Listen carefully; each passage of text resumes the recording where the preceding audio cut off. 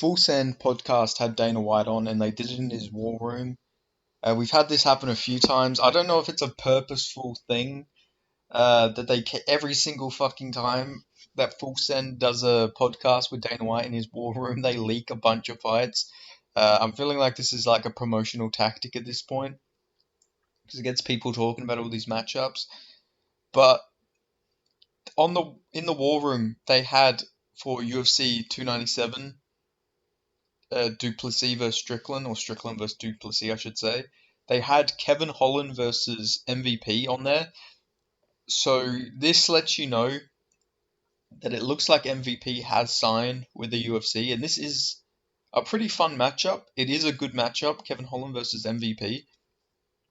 But also at the same time, there is like things where I'm like, is this really going to happen or not? Because there was a few other leaks in the war room on this same video, and one of them was Corey Sandhagen versus Umar Nurmagomedov for February 10th, which afterwards it came out that Joe Pyfer versus Jack Hermanson is going to be main eventing that card, and then on top of that, the co-main event was Jarlin Turner versus Renato Moicano.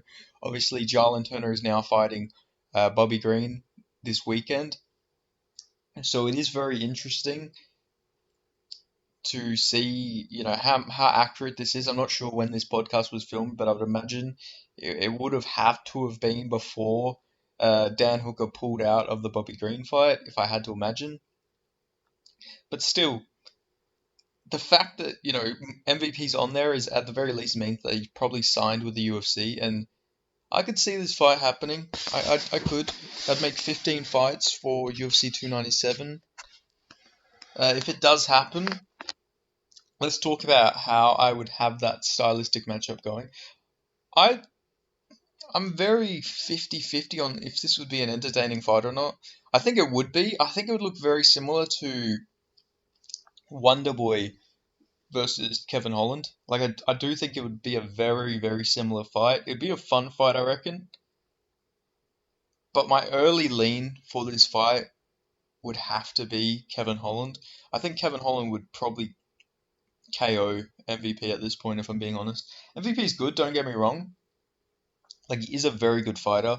Uh, but at the same time, we've seen him be chinned before. He got chinned by Douglas Lima. And Douglas Lima is, good, but can't beat people with takedown defense. With takedown, sorry. He's a bit past it at this point, but, he's still a good fighter. But I think Kevin Holland is better than Douglas Lima.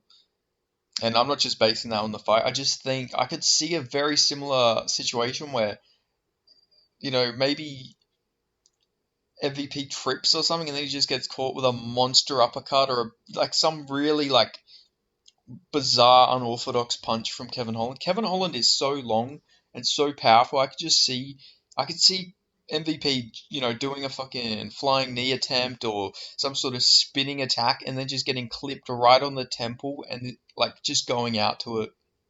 I'm not insinuating that he's chinny, but we have seen him knocked out cold, and I think Kevin Holland's power is like, I don't know, I don't think he's experienced any power like Kevin Holland. Like Kevin Holland, he fucking punches really hard.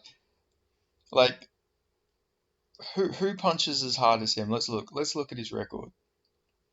You know, Yamanushi, no. Logan Storley, definitely not. Lima, no. Derek Anderson, no. Shinsei Ansai, no. Douglas Lima, no. Paul Daly, he's powerful, but he barely even landed any shots in that fight. That fight was pretty bad.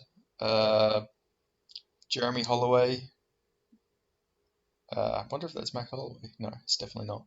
But no, Charlie on Taveras, maybe. He actually hits surprisingly hard. He did sort of drop Kevin Holland, but again, no, I don't think so. I think he's more technique than just pure power. Like Mike Perry's powerful, and in bare knuckle, definitely very powerful. But I don't think he's Kevin Holland powerful. And even then, he did drop MVP in that fight. Michael Page did get dropped, I think once, maybe twice, but I definitely know he got dropped once at the very least.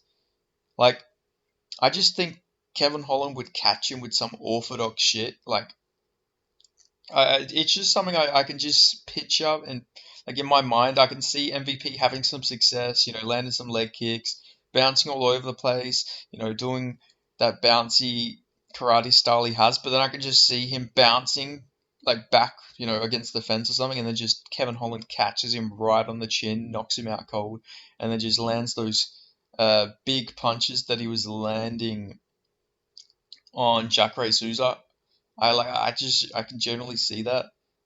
But it's a fun fight. It's a good fight. I was hoping they would do a fight where, you're getting rid of like a fighter we don't really need in the rankings at this point. Like, but then again, the fighters we don't need in the rankings at this point probably beat Michael Page at this point. Like Michael Chiesa is like a really tough stylistic matchup for Michael Page. Like his takedown defense is pretty bad. Obviously Neil Magny's fighting Mike Malott. Uh, Della's already got a fight. Ian Gary's got a fight. Sean Brady's got a fight. Vicente Luco's got a fight. You know, Jeff Neal versus Michael Page would have been cool, but I guess they want to take him a bit slow, even though he is a bit older. But Kevin Holland's a good start. Like I say, I think Kevin Holland wins that. I think he gets a KO. But also, I want to speak about some of the other fights that did get leaked on these cards.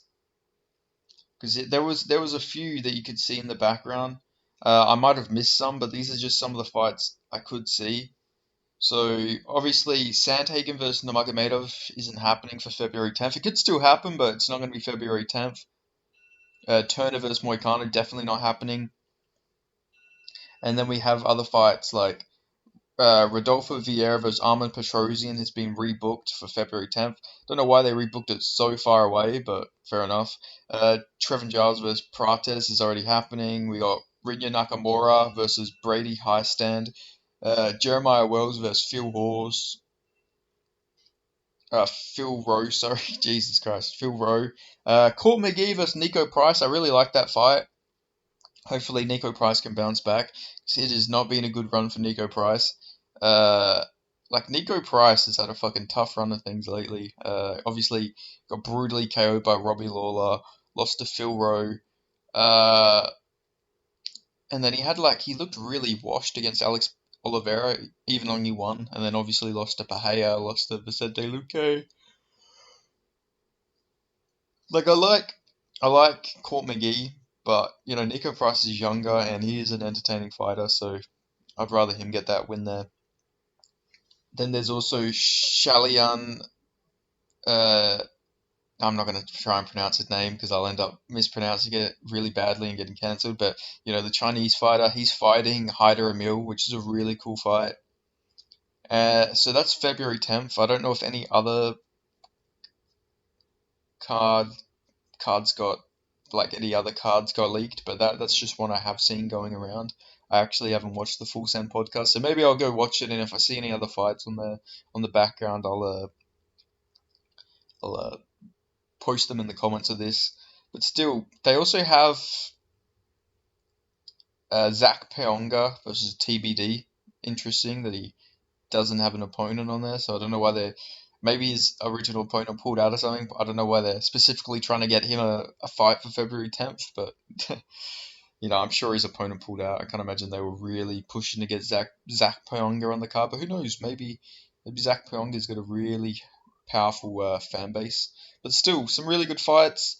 Obviously, you got to take these fights with a grain of salt. Obviously, because this was like a week ago. Who knows if these are the full cards or anything like that? But because you never know with these things. Like I remember seeing that there was only space for one more fight, and they announced what was that? What was it was